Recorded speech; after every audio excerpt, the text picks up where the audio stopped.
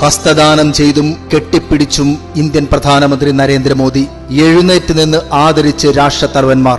G7 ഉച്ചകോടിയിലേക്ക് ആഗോള കത്തോലിക്ക സഭയുടെ പരമാധ്യക്ഷൻ ഫ്രാൻസിസ് മാർപ്പാപ്പ കടന്നുവരുന്ന രംഗങ്ങളാണിത്. ഇത് ചരിത്ര നിമിഷമാണ്.